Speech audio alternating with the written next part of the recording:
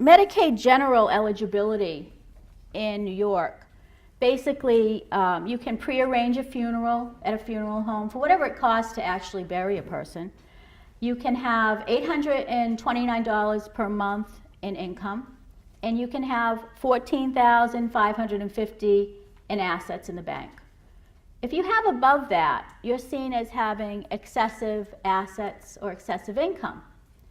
And in the past, if you had high income and you had care needs, and you suddenly needed to get a home health aide at the house, and you don't have a lot of assets, but your income was high, you're either not eligible, or if you came to a person like me, I would ask for Medicaid with a spend down. And you would take that extra money above $820, and you would gift it over or hand it over to the Medicaid agency, and they would pay the girl her full salary, and you would be contributing towards the girl's salary. The problem is that people never plan on getting sick. And whatever your income is, that's your lifestyle. Somehow people can live on $829 a month or less. Most people can't. And most people are earning more than that with Social Security, pension, you worked your lifetime. And whatever your income is, your expenses are usually around that. You know, some people may have a higher, someone's gonna have to turn off cell phones in here. Anyway, someone may have a high income, not really have a lot of assets, and they become sick. And in the past, what would happen is people would be prematurely forced into nursing homes because they couldn't afford to pay for the care at home by Medicaid standards. They couldn't take their income that was above $829 a month and turn it over. Say your income is $3,829 a month, but you're barely squeaking by because you have a mortgage, you have out-of-pocket expenses, and it comes to almost what you're making monthly. If you take that extra $3,000 and turn it over to Medicaid, you can't afford to pay your living expenses. So this was a huge problem up till a couple of years ago when Valerie Bogart, who's an attorney who specializes in class action suits against government programs, she stepped up to the plate and she put in a class action suit. And it was actually a very simple suit. It was a fellow who was younger, he was in his 50s, and she became aware that he had a situation that he was disabled now, and he lived in Manhattan, and his rent alone was $1,500 a month, and this poor young guy was being forced to go to a nursing home because he couldn't afford to pay his bills if he followed the Medicaid guidelines. Well, she couldn't get Medicaid to change the guidelines, but what she did is she forced them to create a new program, and it's called a Special Needs Pooled Trust, and it's a special program just to protect people in the situation we just described.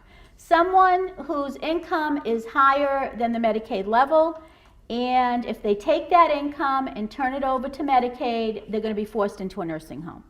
So what they do now is they take that amount of money and they put it into a Special Needs Pool Trust, which is a trust that I create in my practice. And to fund it initially, you give them a month's security and you give them the first month.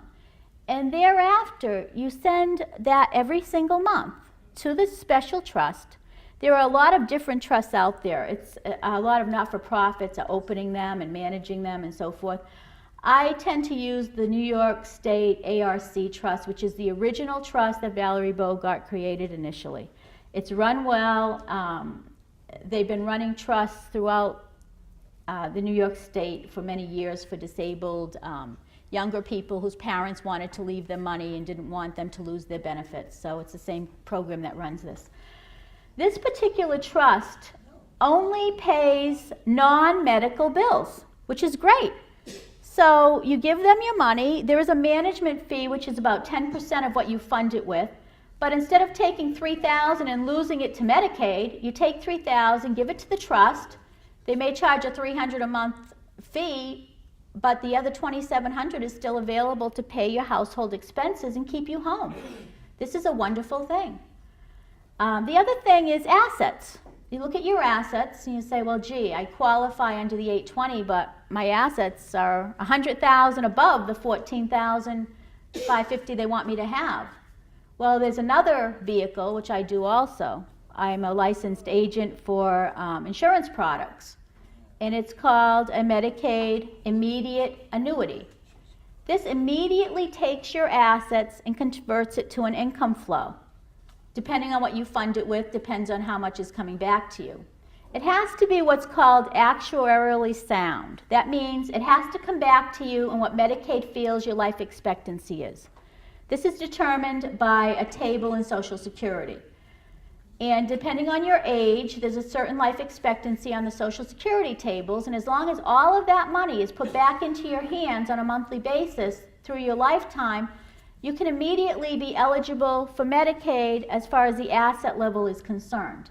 I'm not suggesting you do it now or anyone you know do it now, but it's a vehicle that immediately takes you into Medicaid eligibility as far as your assets are concerned. No matter what your assets are, it becomes an income flow. And that, added to your Social Security and your pensions, may still put you above that 820 figure. But it doesn't matter, because whatever the income is that's coming in that's higher, you give it to the Special Needs Trust, and that takes care of your income. So with these two vehicles, anyone can be eligible for Medicaid in full without paying for anything. You don't have to have a surplus, and you don't have to lose your assets. Let's talk about your houses, your homes. Your homestead is exempt as long as you're living in it, which means as long as you're willing to stay home, you can own your home, and you can get Medicaid, and you can get the services and a 24-hour care in your house. Everyone can, by doing the annuity to save your assets, by doing the Special Needs Trust to save your income, and by living in your home. Let's talk about nursing homes. Nobody wants to go to nursing homes. No one wants me to talk about nursing homes. At the consult, they say, just tell me about home care. I don't want to go to a home. All right, nobody wants to go to a home, but now and then you need to go to a home. Something goes on. You need to go for rehab therapy, or you have breathing problems, you need respirator care, and you may land there, someone may land there. I'd say 95% of the people in nursing homes don't need to be there.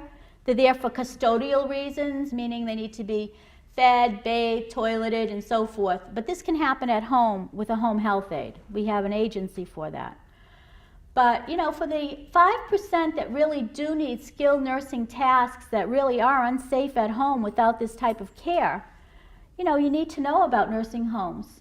Nursing home access is fairly easy right now because a lot of people are using nursing homes as an end-of-life situation. It used to be more of a custodial care situation that, someone sneezes and they put them in a nursing home, and when they sneeze, their mother put them in a home. It's not like that anymore. Right now, it's become an end-of-life situation because of the look-back period that's being imposed now. No one plans on going to a nursing home, so you give gifts. There's tax allowable gifts you may be giving to grandchildren. There may be tuition payments you're making for children, for grandchildren, anyone other than yourself. These become an issue because right now Medicaid in New York is checking back your assets for a 5-year period. What that means is everything within a 5-year period that you've done in your financial records, which no one plans on going on Medicaid, so you never planned on someone looking through your papers, But whatever you've done, you have to account for any money coming into or going out of your estate in your bank accounts for a 5-year period. And these are cumulative, they add up. And the penalty doesn't start the day after you give a gift like it used to. A few years ago, before 2008, if you gave a gift in the beginning of the next month, the penalty would start going forward. The penalty was always tied to the average nursing home cost that Medicaid is paying the home in the area where you live. We always use a $10,000 a month figure. Okay, so say $10,000 a month is the average that Medicaid's paying for nursing homes in the area where you live. If you gave away $100,000, divide it by 10,000, you'd have a 10-month penalty. And in the past, before 2008, the penalty would start running going forward from that period. So if you were healthy enough to stay out of a nursing home setting for 10 months, in the 11th month, you'd be eligible for Medicaid, even though you gave money away. Well, that all changed in 2008, and the rules and the laws all changed. And now the penalty period is checked back for 5 years, not 3 years. And during that period of time, it's a cumulative factor. they add up. How much did you give away? If you gave away $11,000 this year, $15,000 that year, they add it up. The total amount of the penalty is calculated when you are otherwise eligible for Medicaid, you're in a nursing home, and you're asking Medicaid to pay the nursing home. So right now, I have to do 2 Medicaid applications. The first application is to determine the ineligibility period. How many months are you not going to get Medicaid? And then, when the period has run out, I have to do another application to actually get them onto the Medicaid program. Okay? The penalty doesn't start until you're in a nursing home and you're otherwise eligible for Medicaid, except because of the transfers. The problem with this is, if it goes back for a 5-year period, say someone gave away money and it's problematic, and 4 years and 10 months go by, and something terrible happens, they land in a nursing home, they need to get coverage. At that point, when they do the penalties on it, what if they gave away, $360,000 over that period of time, but it happened almost 5 years ago, but it wasn't quite 5 years. Okay, the penalty period is to take that $360,000, divide it by 10,000 a month, and you have 36 months of penalty. So they check back for 5 years, and all of a sudden you have to pay a nursing home going forward for another 3 years because of the penalties. So what's happened here is that the whole system was turned on its side, and people that ordinarily were going to a hospital, becoming sick, not able to really go home comfortably, their children didn't want to pay for 2 households, they'd put them in a nursing home where they write a check once a month, or they'd put them on Medicaid after the penalty period had passed by. Well, now, because of this new way of calculating penalties for nursing homes, it's really encouraging children to keep their relatives at home and to go to the house every weekend and pay the bills of their parents' household because they'd rather keep them home. And also, people live longer and do better at home than they do in nursing homes. Exactly. The average nursing home stay is 2 years. Where at home, I've had relatives of family members and my clients live in their own home on services for 10 to 15 years.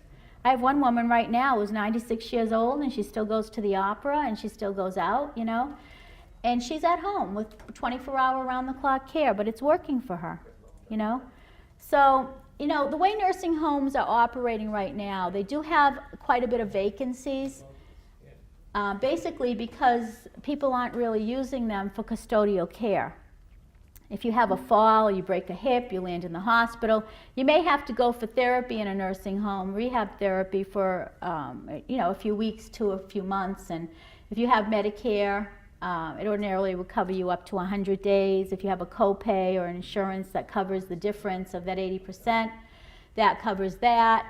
And then they come home and they put their Medicaid benefits and their home care back in place. New York has different rules for home care and for nursing home care. Okay, nursing home care checks back for 5 years. They impose penalties on gifts and transfers. Home care doesn't. Home care has a 3-month look back on checking accounts and a 1-month look back on assets the month you are applying.